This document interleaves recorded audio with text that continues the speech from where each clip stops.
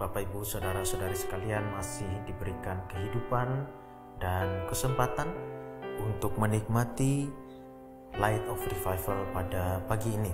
Bacaan kitab suci pada hari ini diambil dari Efesus pasal 2 ayat yang pertama sampai 10. Bapak, Ibu, Saudara-saudari sekalian dapat membaca keseluruhan teks itu, namun saya ingin mengarahkan pada 3 ayat kunci untuk memperlihatkan sebuah penekanan khusus dari Rasul Paulus.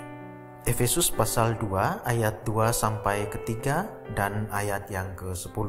Kamu hidup di dalamnya karena kamu mengikuti jalan dunia ini, karena kamu menaati penguasa kerajaan angkasa, yaitu roh yang sekarang sedang bekerja di antara orang-orang durhaka.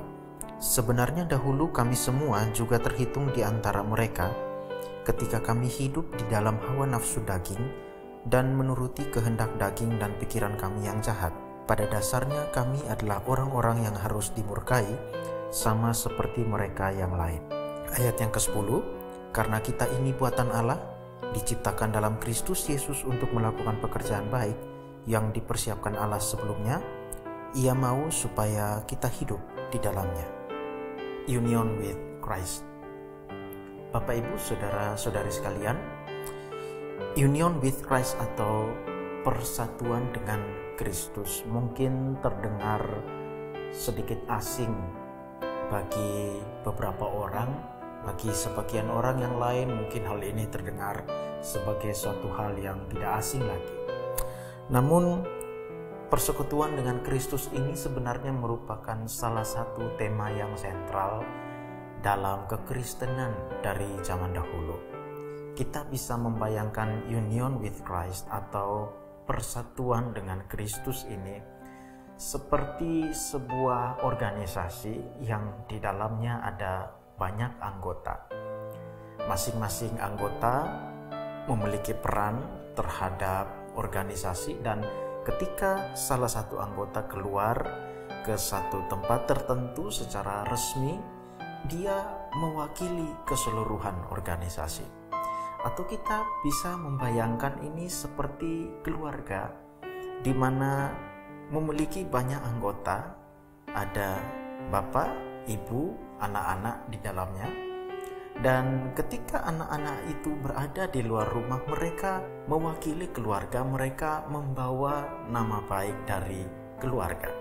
Bacaan kita pada hari ini menyatakan sebuah konsep yang sederhana dari Rasul Paulus tentang persatuan dengan Kristus. Sang Rasul memberikan gambaran peralihan dari manusia yang lama yang hidup dalam dosa ke manusia yang dihidupkan oleh belas kasihan Allah, manusia yang baru. Manusia yang lama itu disebut sebagai manusia yang telah mati. Meskipun sebenarnya dia tidak mati, tetapi dia hidup di dalam dosa. Sebuah ungkapan Paulus yang patut kita ingat tentang manusia lama ini adalah dia menaati jalan dunia ini. Apa artinya menaati jalan dunia ini? Manusia yang berpikir bahwa dia menjalani hidup yang sewajarnya sebagaimana orang-orang lain juga menjalani hidup mereka. Pernahkah kita berpikir, wajar jika saya melakukan ini dan itu karena orang lain juga melakukan hal yang sama? Dalam taraf tertentu, pemikiran seperti ini benar, namun kata-kata Paulus di dalam bacaan kita tadi sangat mengejutkan karena justru manusia berdosalah yang memiliki pemikiran yang seperti itu. Saya tidak ingin menyatakan bahwa pemikiran seperti itu serba berdosa, serba salah, tetapi jika cara berpikir seperti itu diterapkan di dalam seluruh kehidupan dan tindakan kita, maka itulah yang namanya hidup dalam dosa. Kita melihat di sekeliling kita banyak orang berpesta pora, party, atau terlibat dengan obat-obat terlarang, minum-minuman keras. Dan ketika kita bertanya, mungkin mereka menyatakan, Saya ingin menikmati hidup karena ini wajar dilakukan oleh orang-orang yang lain. Demikianlah hidup orang berdosa beserta cara berpikirnya. Bapak Ibu saudara-saudara sekalian, berbeda dengan manusia yang lama, Paulus menyatakan kehidupan manusia yang baru dengan ungkapan yang ringkas, di dalam Kristus. Ungkapan ini sangat singkat tapi punya peran yang sangat penting dalam kehidupan seorang Kristen jika mereka menyadarinya. Paulus menyatakan kita diciptakan dalam Kristus Yesus untuk pekerjaan-pekerjaan baik yang telah Allah sediakan sebelumnya.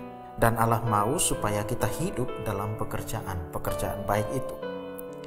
Perhatikanlah bahwa orang yang ada di dalam Kristus adalah orang yang berhubungan dengan rencana pekerjaan Allah sebelumnya dan dengan kehidupan dalam pekerjaan itu. Maka orang yang ada di dalam Kristus adalah orang yang berpikir tentang pekerjaan apa yang telah Allah sediakan baginya sebelumnya dan apa yang harus dia lakukan pada saat ini supaya menyatakan pekerjaan itu, menyatakan kehendak Allah itu pada masa kini. Jadi kita sudah melihat di sini ada dua perbedaan yang sangat besar antara orang yang dihidupkan oleh Kristus dan manusia lama yang hidup dalam dosa.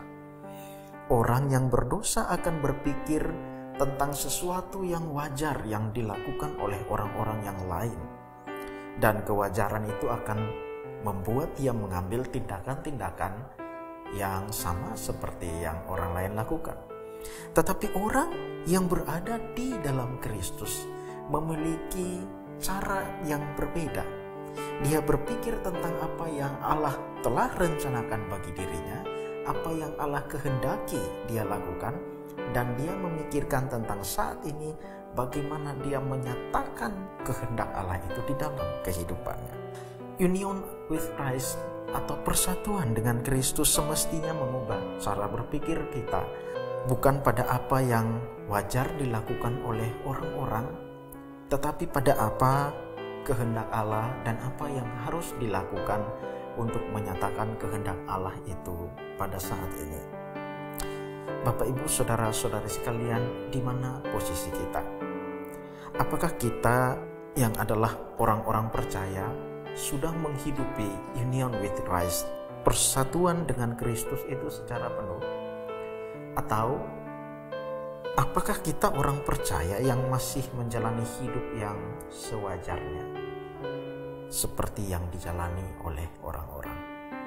Mari kita berdoa. Hamba menyerahkan semua orang yang telah mendengarkan renungan ini kepada Tuhan, supaya melalui Roh Tuhan, masing-masing yang mendengarkan boleh dicerahkan, boleh digerakkan untuk melihat posisi hidup masing-masing pada saat ini. Hamba berdoa supaya orang-orang yang percaya boleh digerakkan menuju satu kehidupan yang menghidupi union with Christ, menghidupi persatuan dengan Kristus secara penuh. Dan bagi orang-orang yang saat ini masih bergumul dengan kehidupannya yang penuh dengan dosa, dengan cara berpikir yang berdosa, yang sama seperti orang-orang pada umumnya, hamba berdoa supaya Roh Kudus menggerakkan mereka kepada kehidupan yang baru, dan pertama-tama menggerakkan mereka kepada Kristus yang mengarahkan mereka pada kehidupan itu. Ampuni dosa dan salah kami, demi Kristus kami berdoa. Amin. Bapak Ibu saudara-saudari sekalian, biarlah firman Tuhan menjadi pelita dan terang yang menuntun kehidupan kita menuju persatuan dengan Kristus secara penuh. Kiranya Allah Tritunggal memberkati Bapak Ibu saudara-saudari sekalian.